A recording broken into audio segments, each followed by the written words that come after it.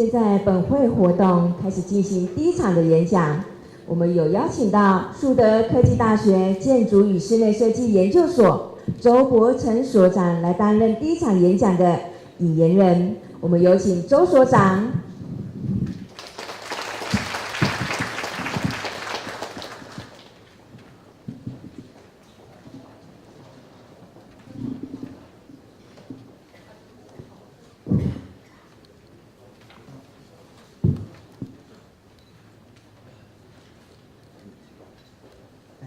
谢谢各位很高兴今天有这个机会代表我们在地的学校来担任这个第一场的这个引言人。那我是树德科大周伯成在这个2000年的时候那我们就认识了我们今天第一场的这个演讲人这个 Ronald Roberts 这个主席那他在2000年我参加这个。在荷兰马斯垂克所举办的国际永续建筑大会的这个大会主席呢，就是我们今天的这个主讲人那个 Ronald 先生。那从2000年开始那个 Ronald 先生就其实更早就一直在持续关心我们这个建筑在跟永续的这样的一个发展的一个关联那从2002年到2001年又再举办了在欧洲区的这个国际永续建筑大会，也是大会的一个这个主席，那也主编了一个国际永续建筑的杂志。那在各位的手边资料里面没有提到的是呢，那 Ronald 先生在2010年的这个。在办理这个国际这个大会的这个阶段呢，其实同步也在马斯垂克就是荷兰的马斯垂克推动了一个实际的一个叫做District of Tomorrow， 就是明日的社区。那就朝向了今天要跟各位来分享的这个主题所谓的零冲击Zero Impact 的在建筑跟整个永续社区的规划上的一个实践。那整个社区呢，在 Ronald 主导之下这个有一个很完整的一个成绩那今天我们也很高兴来邀请到我们的 Ronald Roberts 先生来给我们这场演讲。那我就把时间保留给我们的主讲人那是不是各位请以热烈的掌声来欢迎我们的主讲人Ronald Roberts 先生。Welcome Ronald Roberts。First of all, my excuse for the flag. I used an older slide from a former presentation and I forgot to change the flag. Excuse me. Okay.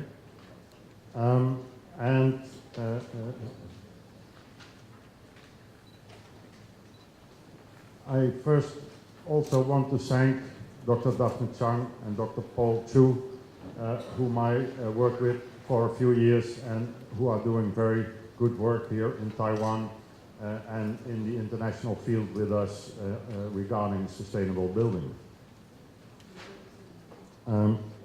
Let me now start with my presentation, which is about zero impact built environments. I think this will be the inevitable future for all of us in this world, and I will show what this could look like in our work, in the progress of our work. This is how initially cities were born. Small villages, and all the resources for this housing area are from the direct neighborhood.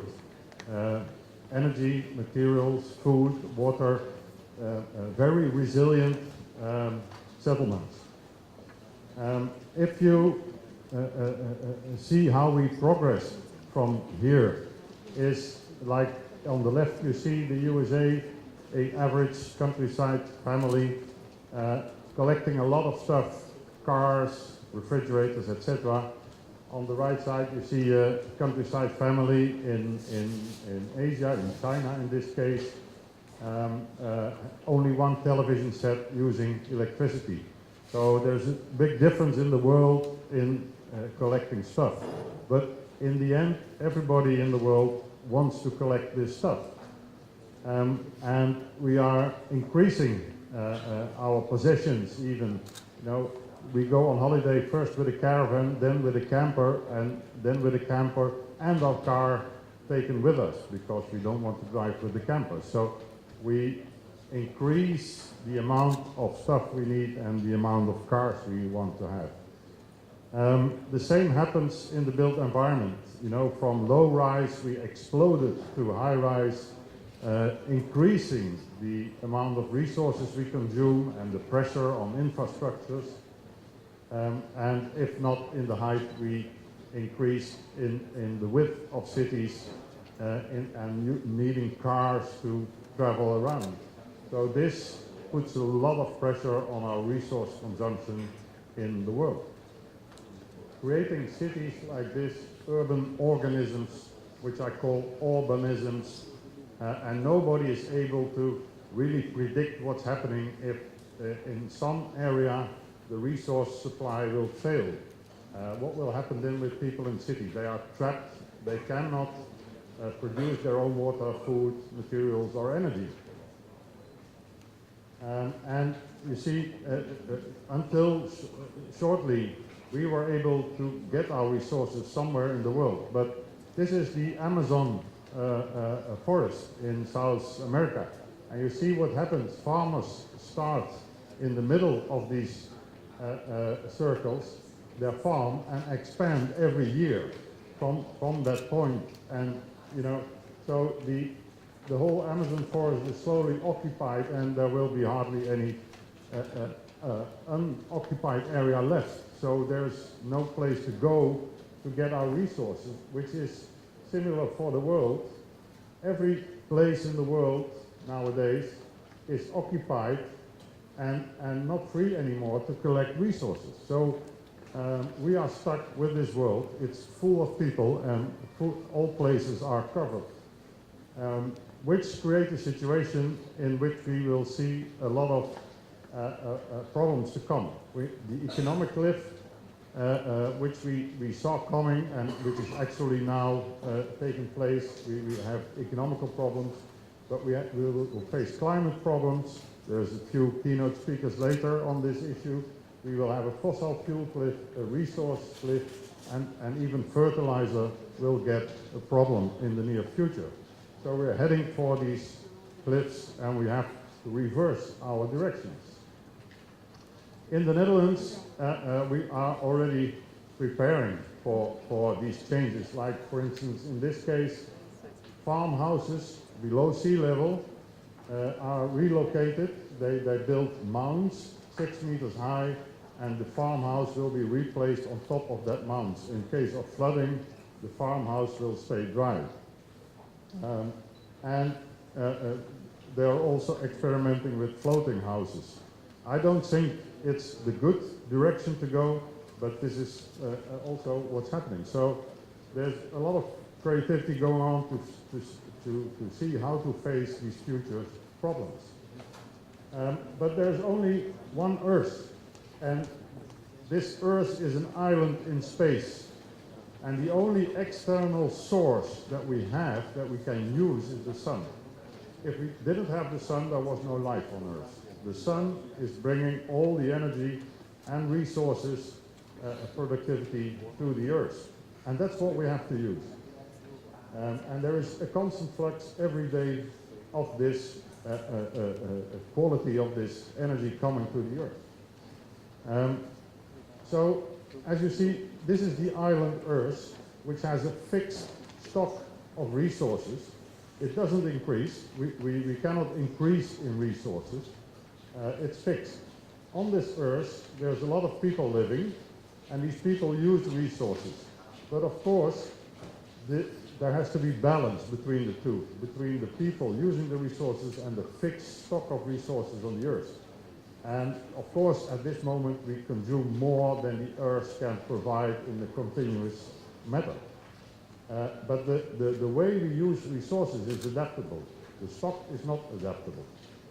And then we have the Earth gets solar energy, which is the only source that can increase and improve our resource situation.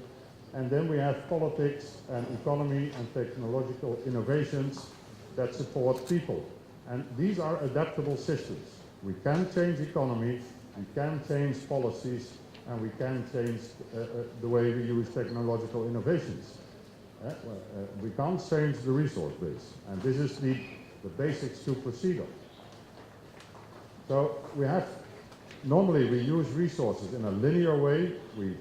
We excavate resources, we use them, and we send them as waste. And we have to close that cycle in terms of reusing and recycling resources. But it's not enough. We are using too much resources, so we also have to reduce the volume of resources that we use, even in a closed cycle, the speed by which resources go through the cycle, and the energy to drive that cycle. So how to export resources and use them. And in fact, we even can't use the whole Earth. We can only use a small band on the surface of the Earth, say plus or minus 10 kilometers, which is available by mankind to use. Now, if we would divide the Earth in little segments, you can see that if one segment uses more resources than it produces inside its own segment, it has to get the resources from the neighbors, from the next segment, depleting resources from another area, another region, another country, another continent. So each of all these segments has to use its own resources and can only borrow from the others. At the moment, we of course claim resources from all over the world. But as I said, the world is fully occupied, so it's always at the cost of someone else if you use more resources than in your country or in your region. So what you have to do is to focus on a segment, and this can be a building, a city like Kaohsiung, or Taiwan, or Asia, but you have to focus and see how you manage your resources in one of those segments. And this is the basic start. So you see in the middle, that's the system we evaluate. And this could be Kaohsiung City. And then you have some heat from the earth that you can use as energy source, some gravity you can use, some solar radiation coming in, and that's it. There's a few stocks, maybe in your system, but you can only deplete them. You cannot increase them. And this is how we start from evaluating the built environment, a city or a neighborhood or a district, how to develop a neighborhood. And from this solar radiation you can produce energy, food and materials, and manage your water cycle. So in the building sector, as I told you, we work in a linear way, excavating resources, using wasting. We have to rebuild it. We already improved a little bit, but it's still a linear way of work we do. So we have to rebuild that cycle, and it starts with the existing built environment. If you take Kaohsiung, then Kaohsiung City, as it is now, is the starting point. You can't change that.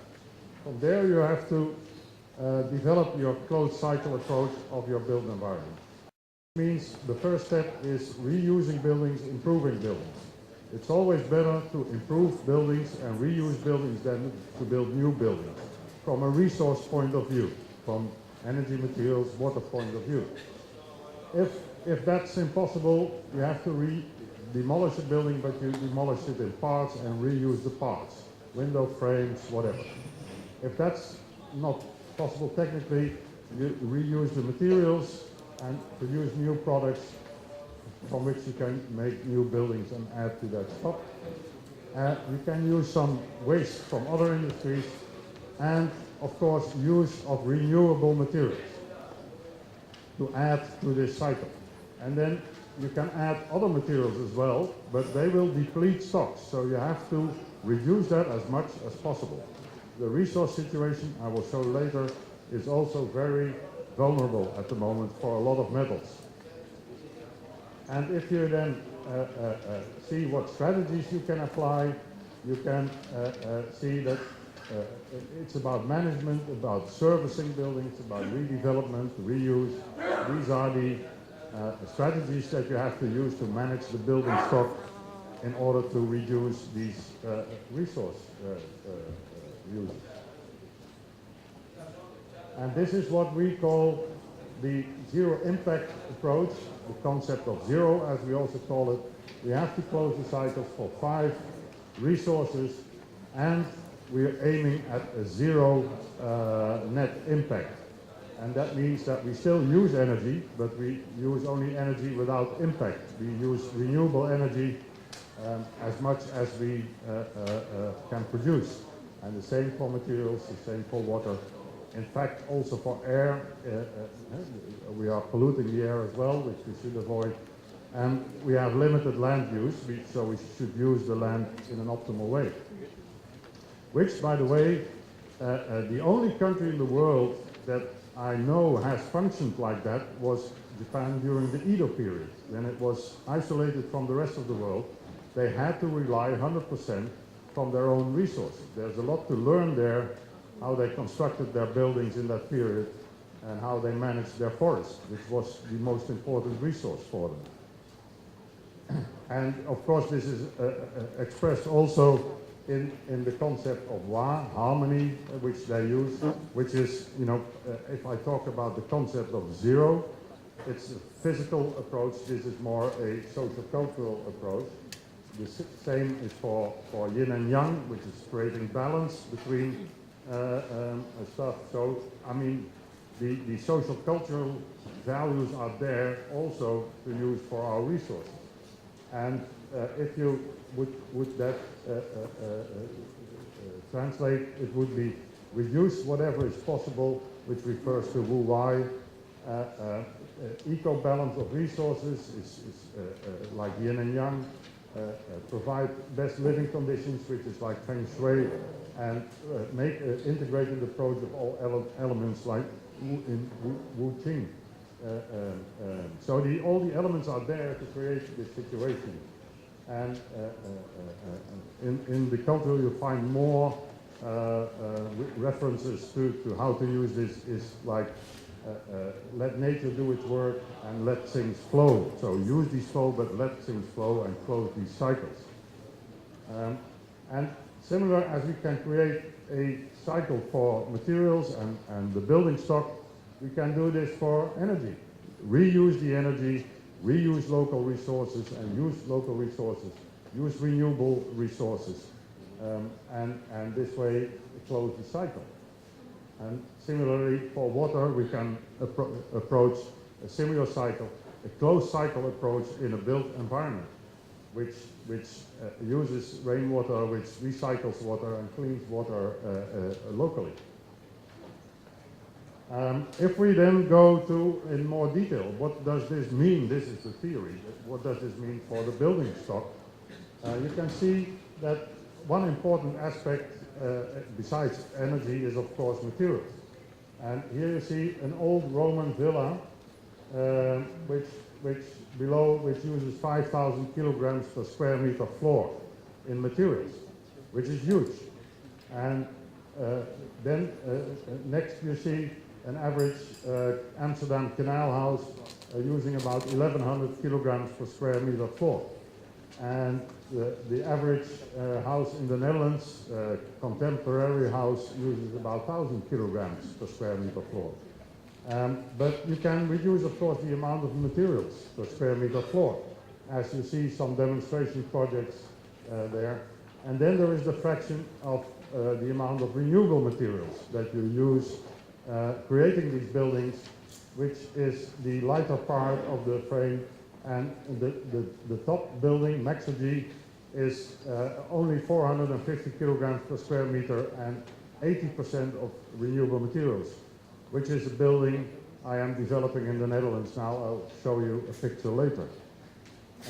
We built a model to evaluate these buildings, to evaluate the impact of the buildings, because renewable energy and renewable materials are, of course, not without impact. They have to be renewed as well. If you don't renew the resource, you're still depleting. So also these have some impact which you have to measure and to compensate. This is our district of tomorrow, which we create with my university, where we build laboratory houses. These are demonstration projects which we use for research. So the right one, the white building, was the first building which is a zero energy building for the Dutch climate, not for the Taiwanese climate, but for the Dutch climate. And you see that the roof is bent to the sun to catch as much solar radiation as possible. The second building is already optimized from materials point of view, as well as a zero energy building. And the third building will be 100% renewable materials building. So we use these buildings to explore how we can create buildings with zero impact regarding energy, water, materials, and land use. This is the building that will be built next.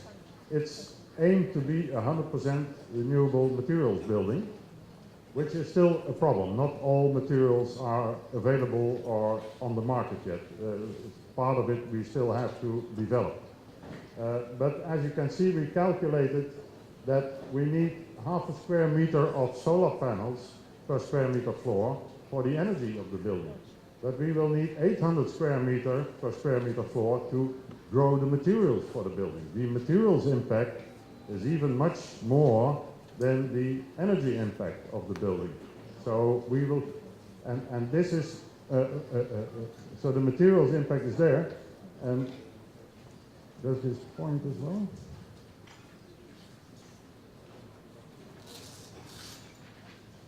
Oh, I'm not sure. Anyway, you can see the building is, I will just go there. The building is here, or this one, here. And then you see on the back the garden that we need, which is 800 square meters per square meter floor, to grow the materials, to produce the products, to construct the building. So it's more or less, thank you. It's more or less a zero materials building. The building produces its own materials. And so here, yes, here is the garden with different kinds of, it's wood and hemp and flax and all materials to construct this building. And we are now looking into bamboo as well, because bamboo per hectare produces 3 times as much material, usable material, as does wood. So we are now having PhDs working on bamboo construction for the Netherlands, which is not the raw pole, but the compressed beams from bamboo fiber. And this is our climate chamber where we prepare the material for testing, and we hope in a few years to have a modern bamboo timber frame, bamboo frame building. And we even, you won't believe it, we started producing our own bamboo here in the Netherlands, testing in how far we can grow bamboo in the Netherlands on a productive level. So bamboo is very important, maybe also can be for Taiwan. This is about new construction. Of course, most of the buildings, like here in Taiwan, are already existing. So we have to see in how far we can improve the existing built environment. So this is, let's say, a standard hectare. This is a standard Dutch hectare. There's some houses, some roads, some industry, some green. And we put a box over it, and there's resources going in and out. So this is the linear way of approach for a city or an urban environment. But what we want is to recycle all the materials that come out of that box and use everything that comes into the box for free, which is heat from the soil and solar radiation from above. And then maybe reduce the total amount of resource needs, use in and out, and maybe have some materials or energy left to supply neighboring systems. And this can create, you can calculate the potential, what you can produce in an urban environment, and what the demand is, and then you can see how vital the urbanism is, the urban organism, in cases of stress and resources. I mean, if supply of energy fails, can you survive in that city? And of course, by harvesting these resources in your urban environment, you can improve that. So we did test this for an urban area in the Netherlands. I'll just shortly show you the results. This is the plan for only energy. We had to cover all the roofs by solar panels and add wind turbines for the energy. This is the materials plan to grow the materials. This is the water plan to create a zero water district, a zero materials district, and a zero energy district. And next we had to optimize this in one plan to combine the energy, materials, and water resources. And the problem is that you then see that energy, to create a zero energy situation, requires a lot of materials. You need materials to construct the wind turbines. So you're shifting the impact from energy to materials. So you have to make decisions, what is more important, the energy or the materials? And this is how you evaluate the resources in your system. We use a few rules that we developed from physical principles. Only use renewable resources, primary use of local resources. There is an order in resource use. If you need to decide what has preference. And of course, without air, you will die in 3 minutes. Without water, you will die in 3 days. Without food, you will die in 3 months. Without materials, you will die in 3 years if you have no protection from weather or wild animals.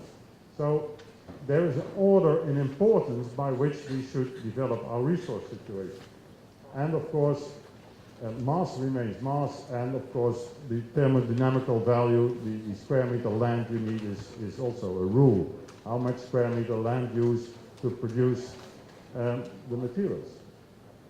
And we found, for instance, in the Netherlands, in this case, we insulated all the houses to become zero energy.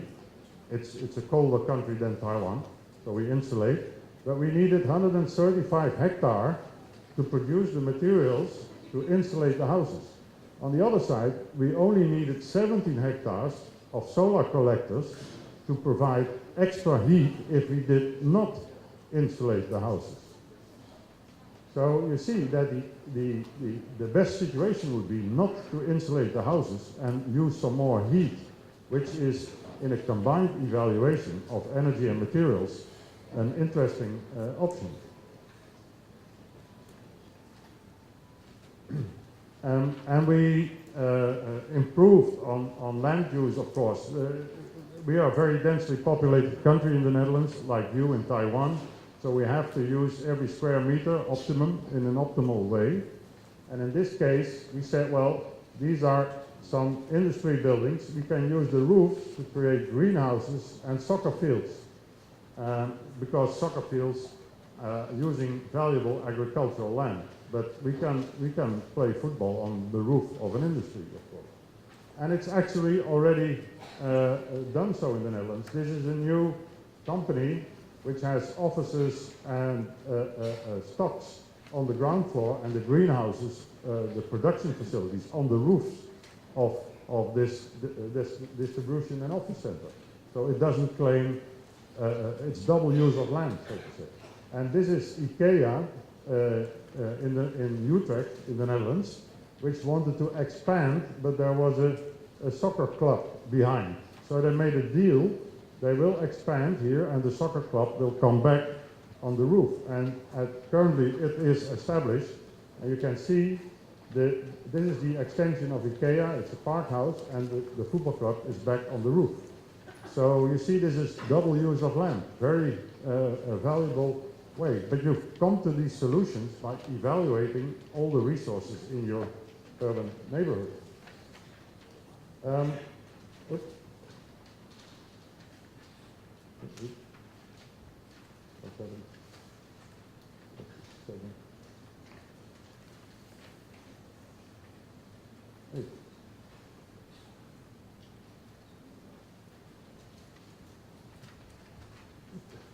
Oops, sorry. Yeah, okay. Well, you see this, the 27 wind turbines we needed is a huge amount of material. Steel for the poles and the rotors. So what we need is not the old-fashioned wind turbine. The material impact is huge for a little bit of energy. What we need is a new development, flying turbines, high in the air, which consume 1 or 2% of the material of the old-fashioned wind turbines. And besides, they are connected with a cable, and in higher areas of the air where there is constant wind. So we don't have the storage problem anymore because there is a constant flux of electricity coming from these turbines. And there are a few under development at the moment, I think 4 or 5, thank you, to produce this, to establish these flying turbines, which is much more efficient. Similar, we can develop a efficient laundry machine, A++, very energy efficient, but we still need laundry machines. The better option is laundry shops, which you see a lot still in Asia, not in Europe, but in Asia you see still a lot, which is a much better option than everybody a laundry machine. And it's more, creates more social interaction, you know, which is a problem in Europe, that people are complaining about too little social interaction, but services like laundry shops will create this interaction. Oops, now it goes again. And so if you develop an area like that, you can, for instance, see this, that we recreated the area. We used all roofs with greenhouses and solar panels. We made all roads one way. Why do you need two-way roads on a local level? Not the main roads, but the local level, which frees land, which reduces maintenance, and which provides you with resources. You know, the demolished parts of the road are the resources for other construction. And you can use these roadsides for helophytes to clean water or to grow materials. And in fact, we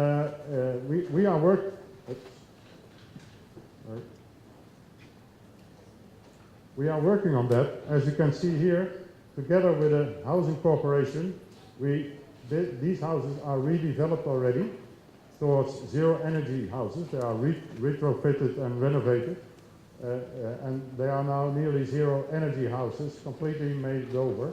And the next project is to take on the roads as well.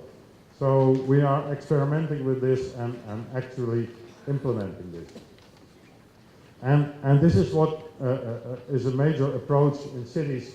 This is for energy, that you say how to apply this. Well, it's a long-term process. It's not a one-day process. But you have to go down from energy demand by, let's say, 2% a year, and you have to increase renewable energy, let's say, also by 2% a year. And at a certain point, the two will cross, and you have a zero impact energy situation on a city level. And this is for 3 Dutch cities that can establish this in 2026 and 2034, etc. So, and the same you have to do with your materials to make a plan, a long-term plan to do so. Well, a few examples. There's a 5-step approach you can see in the slides later. This is how we now plan to make over existing built environments. This is a apartment area, old apartment area, which can be zero for energy, materials, energy, food and water. Not for materials, we need more land for materials, but we can redevelop the area, including urban farming, energy generation and water cycle cleaning, and it can be zero for some first examples are already visible in Europe. This is a multi-family house with a green roof for recreation and urban farming. This is in Montreal. In fact, it's a green roof to produce vegetables, which are sold in the shop here. So it's urban production in the city. Zero energy buildings, also for tropical climates or subtropical climates. This is the head office of the Spatial Planning Agency in Shenzhen, which I was involved in. And this is, for instance, from a colleague in Malaysia who developed first a low energy office and later a nearly zero energy office. So also these strategies can be applied for the subtropical climates as well. This is a zero energy plus region in Germany. So on an urban level, it produces more energy than it consumes. And this is in Freiburg in Germany. And from materials point of view, there's many interesting examples in wood construction, which is really booming now in Austria, Germany, Sweden, England. And this is 8 levels, multi-family house, 100% wood. There is no concrete core or steel core needed. It's 100% from renewable materials. And here you can see it rise. And people are completely happy in these houses, and there's no fire risk problems, but it's all solved nowadays. Of course, you have to look at the urban form as well, since high-rises will shade other buildings. And of course steal the energy from these other buildings if in case they want to become zero energy buildings. So you have to deal with this as well, how to structure your urban form. But from the materials point of view, this is a bridge in the Netherlands from wood, only from wood, and it's for heavy transport. So also in the civil engineering and infrastructure, you can make use of renewable materials, and also with bamboo, as there is a first experiment with a heavy traffic bridge. This is a villa made from 100% recycled concrete, but not crushed concrete, but slabs. This is in Berlin. Old industrial buildings are demolished, but they are deconstructed in slabs, made, resized, and you build new villas. And well, the European Union is developing a lot of legislation in this field.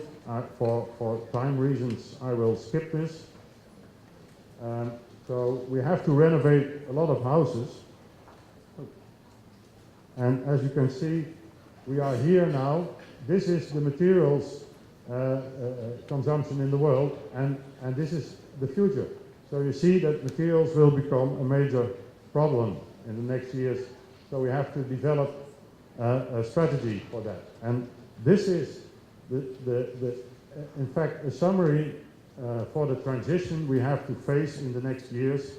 If we want a zero impact built environment, we have to go from fossil energy to renewable energy, from new construction to redeveloping existing construction, from global growth to local welfare, from depletion to renewable, from goods to services, and etc., etc. So this is the way to go forward in evaluating the built environment and redeveloping the built environment. And in fact, it is going from closed cycles, which is the physical point of view, and zero impacts. These two form the physical basics, but then we have harmony and yin-yang, which is the creating balance with our consumption and using the only extra source that the world has is the sun. That is our additional budget, so to say. And this is how we have to work in the next years from redeveloping our built environment and structuring cities, making them ready for the future to resist all the resource constraints that we will have to face in the next years. And you know, if we don't use the sun, then of course we will not be able to maintain our lifestyle, and the planet will be in severe problems. I thank you for your attention, and I hope I could give you some insight in how we have to develop our resources in the future. Thank you very much.